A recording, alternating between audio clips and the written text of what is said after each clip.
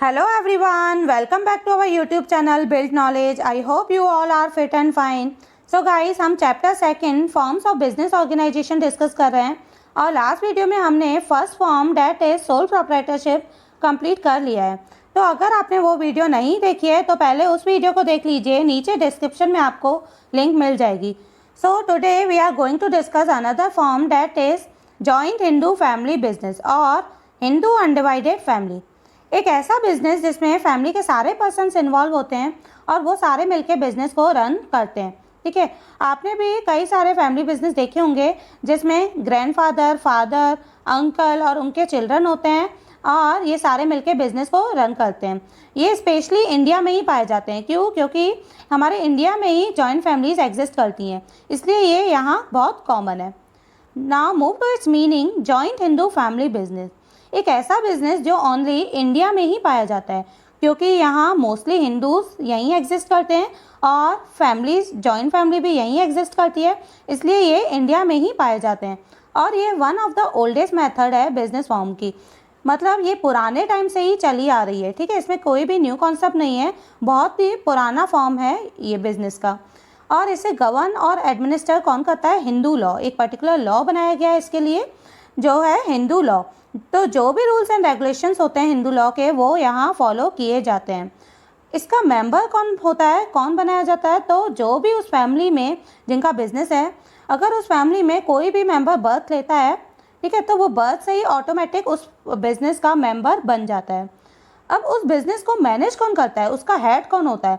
तो जो भी एल्डेस्ट मेंबर होंगे, सबसे सीनियर होंगे उस फैमिली में, वो उनके हेड होंगे और उन्हें हम बोलते हैं कर्ता।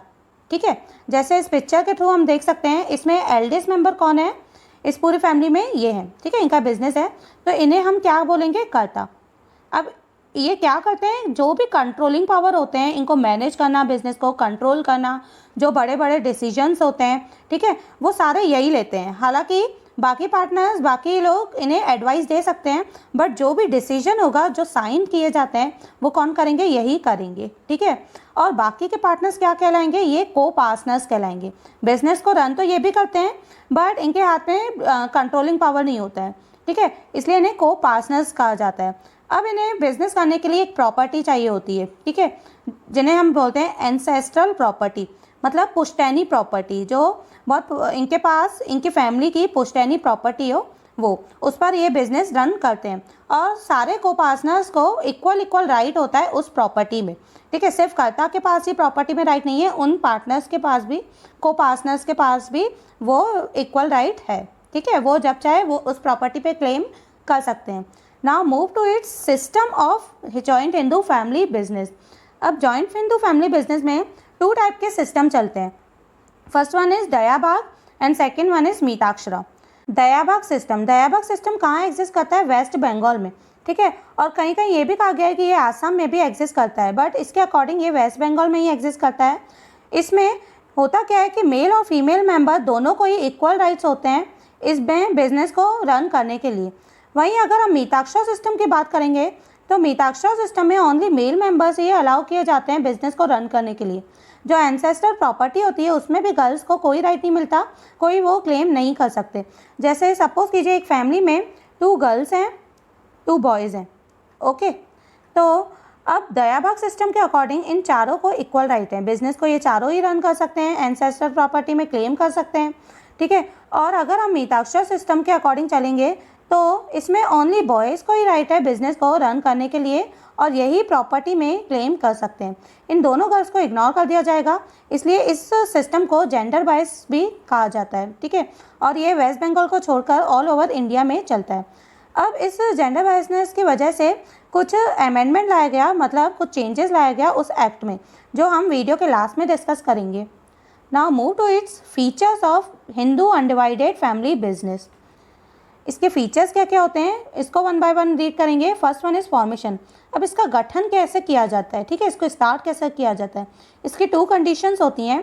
फर्स्ट वन इज इसमें एटलीस्ट 2 मेंबर होने चाहिए फैमिली में, तभी वो बिजनेस स्टार्ट कर पाएंगे। ऑब्वियसली अगर एक ही मेंबर है तो वो जॉइंट हिंदू फैमिली बिजनेस कैसे कहलाएगा? वो तो सोल प्रोप्राइटरशिप कहलाएगी।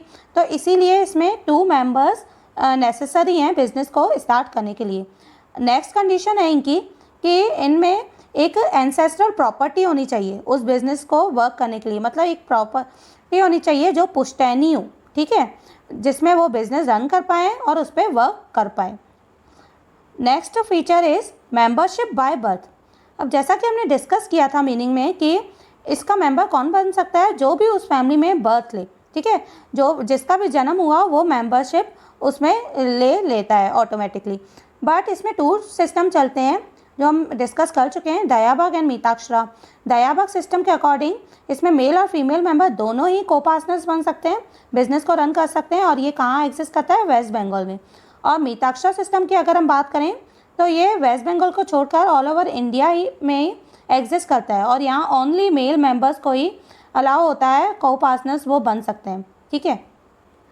Move to its next feature that is liability. Unlimited liability का कॉन्सेप्ट हम सोल प्रोप्राइटरशिप में डिस्कस कर चुके हैं।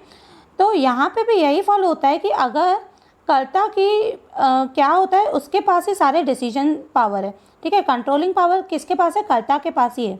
अगर उसके डेब्ट ज़्यादा होते हैं और बिजनेस में लॉस हो जाता है, उसके असेट्स कम होते हैं, तो उसको अपनी पर्सनल प्रॉपर्टी यूज़ करनी पड़ती है, अपनी पॉकेट से निकालना पड़ता है, उस लॉस की फिर भरपाई करनी पड़ती है, ठीक है।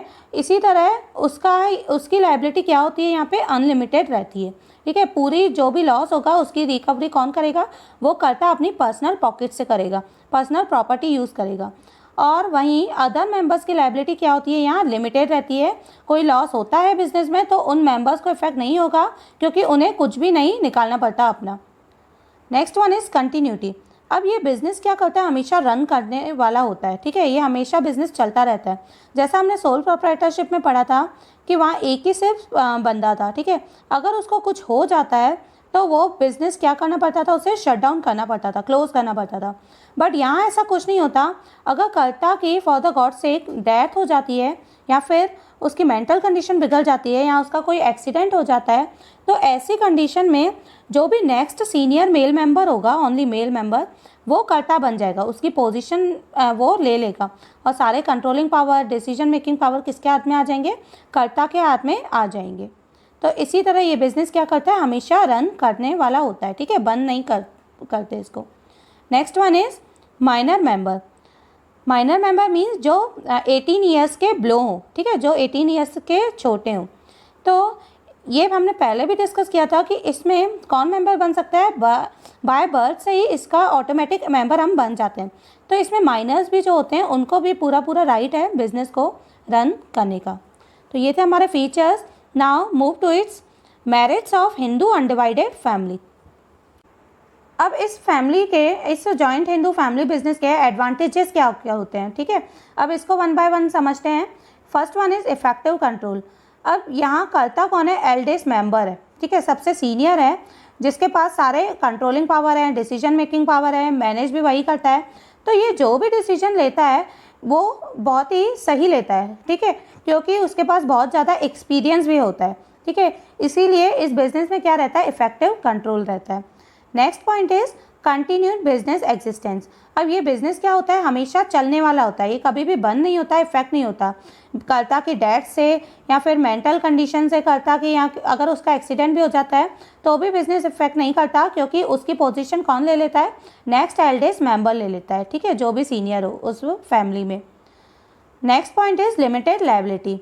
अब यहाँ अदर मेंबर्स की लायबिलिटी क्या है, लिमिटेड है, ठीक है, सिर्फ कर्ता की लायबिलिटी ही अनलिमिटेड है, बाकी उनकी लायबिलिटी क्या है, लिमिटेड है। तो अगर बिजनेस में कोई लॉस भी हो जाता है तो उनको कोई फ़र्क नहीं पड़ता, उनको अपनी पर्सनल पॉकेट से कुछ भी नहीं निकालना पड़ता, इसलिए उन्हें रिलीफ मिलता है, वो स्मूथली बिजनेस को रन कर सकते हैं। बट यही चीज़ अब हम डिसएडवांटेज में भी रीड करेंगे, क्योंकि यहाँ कर्ता की लायबिलिटी तो अनलिमिटेड है, अगर कोई लॉस हो जाता है, करता ही है सब कुछ डिसीजन लेने वाला, तो उससे क्या होगा, पूरी फैमिली बिजनेस ही इफेक्ट करेगा। तो चीज़ वही है, बट दोनों का एक्सप्लेनेशन अलग अलग हो जाएगा। Next point is secrecy. अब यहाँ कर्ता ही डिसीजंस लेने वाला है, ठीक है, सब कुछ मेंटेन करने वाला वही है, तो जो भी न्यू आइडियाज़ कॉन्सेप्ट वो सोचता है वो किसी से क्या करता है, डिस्क्लोज नहीं करता है, ठीक है। इससे क्या होता है, सीक्रेसी मेंटेन रहती है। और बाई चांस अगर वो डिस्क्लोज कर भी देता है तो सारे मेंबर्स क्या हैं, अपने ही हैं, ठीक है, सारे फैमिली मेंबर्स ही हैं। तो अगर वो डिस्क्लोज करता है तो भी क्या करेंगे बाकी मेंबर्स, बाहर नहीं बता के आएंगे, आउटसाइडर्स को नहीं बताएंगे, क्योंकि वो करता कौन है, आपका फैमिली मेंबर ही है एक। अगर उसके आइडिया से अगर आपके बिजनेस को कोई प्रॉफिट होता है तो वो आपको भी इफ़ेक्ट करेगा, उससे आपको भी प्रॉफिट वो होगा। Next point is loyalty and corporation. अब इस बिज़नेस में लॉयल्टी और कॉर्पोरेशन ज़्यादा रहता है।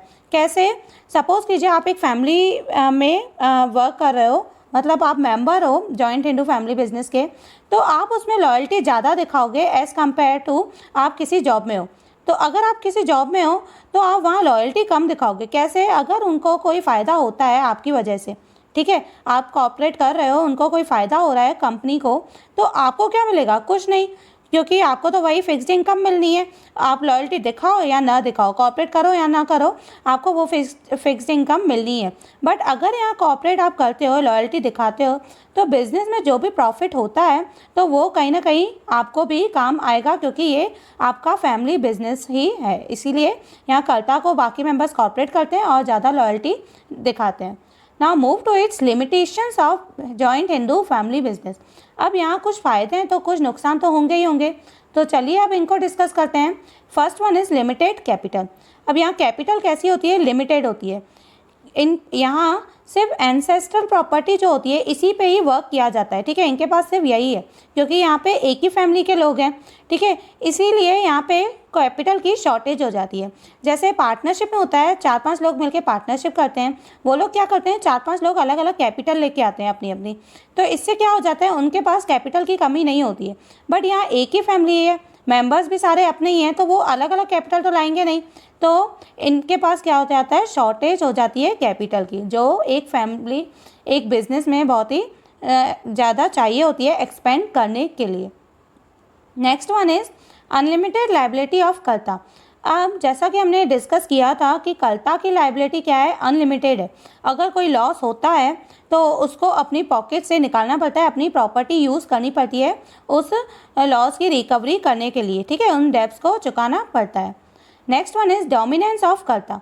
अब यहाँ कर्ता का डोमिनेंस होता है। कैसे, कर्ता ही है सब कुछ मैनेज करने वाला, डिसीजंस भी वही लेता है, तो वो क्या करता है, दूसरों के एडवाइस इग्नोर कर देता है। सपोज़ कीजिए आप एक फैमिली बिजनेस में हो, ठीक है, आपके ग्रैंडफादर क्या हैं, कर्ता हैं, तो अब आप न्यू जनरेशन के हो, आपके पास न्यू आइडियाज़ हैं, आप टेक्नोलॉजी से अवेयर हो, ठीक है, बट अगर आप इन्हें कोई क्या देते हो, आइडिया देते हो, ठीक है, तो अगर वो फॉलो करते हैं, ठीक है, कर्ता जो है अगर आपके आइडियाज़ को फॉलो करता है और फ्यूचर में अगर उनकी वजह से कुछ लॉस हो जाता है, तो अब क्या होगा, किसका नुकसान होगा, आपकी लायबिलिटी तो क्या है, लिमिटेड है, बट कर्ता की लायबिलिटी यहाँ क्या है, अनलिमिटेड है, तो जो भी लॉस होगा उस कर्ता का ही होगा, ठीक है, उसको ही सिर्फ लॉस की रिकवरी करनी पड़ेगी और कोई भी उस अपनी जेब से नहीं निकालेगा, अपनी पॉकेट से और कोई नहीं निकालेगा, क्योंकि बाकी सबकी लायबिलिटी लिमिटेड है। इसीलिए ये दूसरों की एडवाइस को इग्नोर कर देता है